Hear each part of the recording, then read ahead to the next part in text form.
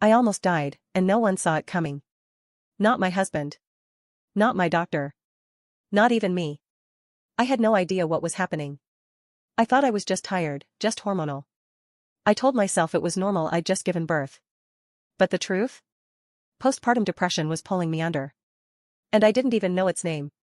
Not until one moment nearly ended everything. Hi, I'm Mikmar. And what I'm about to share isn't just a story. It's a warning. It's a message to every mom silently falling apart, thinking this is just what motherhood feels like. I didn't know what postpartum depression was. I didn't recognize the signs. And by the time I did, it nearly cost me my life. And no one saw it coming. What I'm about to say might be exactly what you need to hear today. After I gave birth, I told myself, this is supposed to be the happiest time of my life. But instead, it felt like I was watching my life from somewhere outside my body. I was prepared for the labor. The sleepless nights. The feedings. What I wasn't prepared for was feeling absolutely nothing. I cried without knowing why. Some nights, I'd stand in the shower just to cry. Because it was the only place I could fall apart without being seen. I didn't bond with my baby. I snapped over small things. Then I hated myself for it. Sometimes, I'd look at my baby and feel nothing. And that silence inside me hurt more than I can explain. Still, I kept pretending. I smiled in photos. I told people, I'm just tired. But the truth was, I was drowning in something I didn't have a name for. Something dark. Something heavy. And one night, I found myself staring at a bottle of pills, wondering if maybe this would finally make the pain stop. I didn't want to die. I just couldn't survive another day like that. That moment, quiet, terrifying, and real, was when I finally whispered the words I'd been too afraid to say. I think something's wrong with me. And that whisper saved my life. But then, something shifted.